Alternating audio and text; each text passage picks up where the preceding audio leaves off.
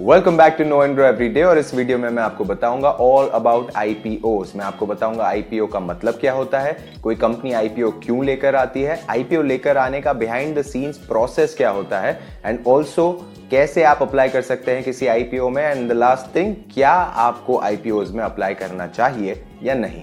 And also small disclaimer guys, I am using a new mic, तो अगर तुम्हें इस माइक की ऑडियो सही लगती है तो नीचे कमेंट में प्लीज लिख के बता दो so that I can continue using this mic. और अगर तुम्हें इसकी ऑडियो में इतना खास मजा नहीं आ रहा है तो फिर बता दो, I will just switch back to my older mic, because guys सुनना तो 10-15-20 मिनट के लिए तुमको ही है, तो अच्छी आवाज सुन लो। So just comment down below and I'll use a different mic for future videos or the same mic if the audio quality is okay.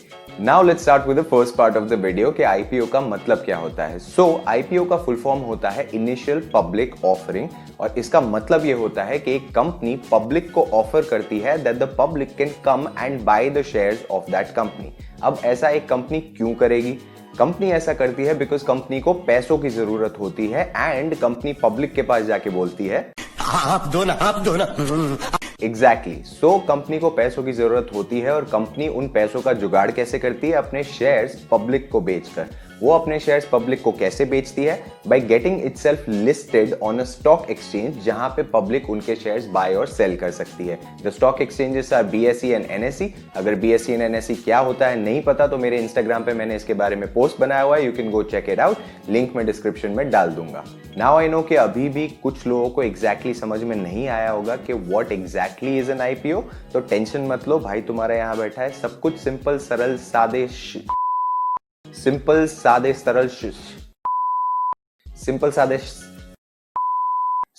सरल शब्दों में सब कुछ समझाऊंगा।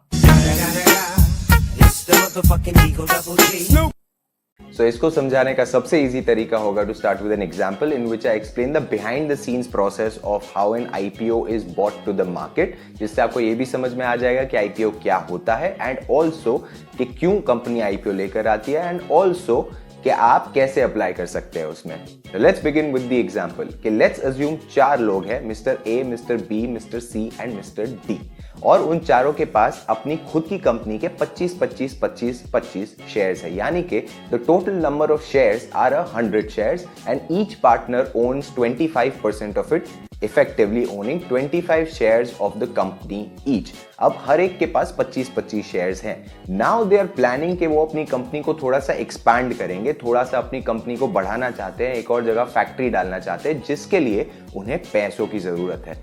अब पैसे जमा करने के 2 तरीके हैं, या तो नंबर 1 वो लोन ले सकते हैं, लेकिन अगर वो लोन ले लेते हैं तो फिर उनको उस लोन के ऊपर इंटरेस्ट भी भरना पड़ेगा। So that is a very heavy cost to the company, depending on कि वो कितना खर्चा करना चाहते हैं। दूसरा तरीका है कंपनी को लिस्ट करवा के उसका आईपीओ ले आना। अगर वो आईपीओ ले आते हैं और उनके कुछ शेयर्स पब्लिक बाय कर लेती है तो ऑटोमेटिकली उनके हाथ में थोड़े पैसे आ जाएंगे to help the expansion of the company, and उनको सिर्फ अपनी जेब से थोड़े से शेयर्स निकाल के देने होंगे, एंड इन एक्सचेंज वो पब्लिक से पैसा लेंगे और वो पैसे को यूज कर सकते हैं in what ever capacity that they need. Now it is very important कि आईपीओ लेकर आते टाइम कंपनी के लिए डिस्क्लोज करना बहुत जरूरी होता है कि वो इन आए हुए पैसों से क्या करने वाली है, सो दैट पब्लिक को पता चले कि अगर वो उस कंपनी में इन्वेस्ट करेंगे बाय बाइंग देयर शेयर्स तो उनके पैसे क्या कंपनी के एक्सपेंशन में यूज होने वाले हैं, या फिर कंपनी का जो पहले से लोन पड़ा हुआ है उसे चुकाने में यूज होने वाले हैं, और whatsoever reason that may be there. So कह सकते हैं that the public is well informed कि वो ये शेयर्स बाय करेंगे तो उनका पैसा कहां यूज होने वाला है, किस चीज के लिए यूज होने वाला है। So let's continue with the example. Mister A, B, C और डी ने सोचा कि यार लोन तो नहीं लेना है बिकॉज लोन के ऊपर इंटरेस्ट बहुत हैवी भरना पड़ेगा, प्लस उसके अलावा फैक्ट्री सेटअप होने में ही 2-3 साल लग जाते हैं और उसमें से प्रॉफिट कमाने में और 1-2 साल लग जाते हैं, तो 5 साल तक उस फैक्ट्री से हम कोई प्रॉफिट तो नहीं कमाएंगे, उसके ऊपर इंटरेस्ट भी देना पड़ेगा बिकॉज लोन लेके फैक्ट्री बनाई है। So they decide that they will bring an IPO. So what they decide is कि हर एक इंसान, हर एक पार्टनर अपनी जेब से 5 शेयर्स निकाल के देगा आईपीओ में। So a total of 20 shares will be distributed into the public via the way of IPO। अब उसका तरीका क्या होता है? अब पब्लिक को शेयर्स बाय करने हैं तो शेयर्स तो एक पर्टिकुलर प्राइस पॉइंट पे बाय होते हैं, करेक्ट? अब उनके शेयर्स का प्राइस क्या होगा when they offer it to the public, उसे डिसाइड करने के लिए वो एक टीम ऑफ मर्चेंट बैंकर्स को बुलाते हैं जो कि उनकी कंपनी का एनालिसिस करते हैं और उन्हें एक प्राइस बैंड देते हैं, यानी कि वो एक बेसिक रेंज देते हैं कि भाई आपके कंपनी के एक शेयर की जो वैल्यू है वो इस रेंज से लेके इस रेंज तक बीच में आ सकती है। The range can be, let's say for example, ₹90 to ₹100, यानी कि मिस्टर ए, बी, सी और डी अपने 5-5 शेयर्स निकाल के दे देंगे। Now Mr. A, B, C and D each will own only 20 shares and the rest of the 20 shares will be distributed in the public, जो भी उसे बाय करने को रेडी हो। अब वो उन्हें बाय किस प्राइस पॉइंट पे करेंगे, उसके लिए उन लोगों ने मर्चेंट बैंकर्स की टीम को बुलाया। मर्चेंट बैंकर्स की टीम ने उन्हें रेंज दिया कि आपके एक शेयर का जो कॉस्ट है या जो प्राइस है that should be between ₹90 to ₹100, यानी कि ये एक प्राइस बैंड दे दिया है। Lower price band is ₹90 and upper price band is ₹100। ये प्राइस बैंड उन लोगों ने दे दिया है कि भाई इतने में ही आपके शेयर्स की वैल्यू घूमेगी मार्केट में when you are bringing it down for an IPO. तो फिर उन लोगों ने बोला कि हाँ ठीक है, फेयर इनफ, हमें भी ये वैल्यू सही लग रही है। तो फिर they start the process, the company starts the process of the IPO और वो पब्लिक में अपने सारे डिस्क्लोजर्स देना शुरू कर देती है, सारे फॉर्म्स रिलीज कर देती है और पब्लिक को इनवाइट करती है कि भाई तुम आओ और बोली लगाओ हमारे शेयर्स की। अब आप सोचेंगे कि भाई प्राइस तो डिसाइड हो गया है तो बोली क्यों लगानी है? तो भाई साहब, प्राइस नहीं डिसाइड हुआ है, इसका प्राइस बैंड डिसाइड हुआ है। So now what the public और what you as a retail investor will do जब आप अप्लाई करते हैं कि आप इस प्राइस बैंड में से किसी एक प्राइस का बोली लगा सकते हैं कि या तो आप कह सकते हैं कि नहीं, मेरे को लगता है 90 रुपए ही देने चाहिए इसके एक शेयर के लिए, तो आप 90 रुपीज का फॉर्म भर के उसे डिपॉजिट करवा देंगे। अगर आपको लगता है कि नहीं भी इसके लिए तो 100 रुपए जायज है, तो आप 100 रुपए का फॉर्म भर के उसे डिपॉजिट करवा देंगे, अप्लाई कर देंगे।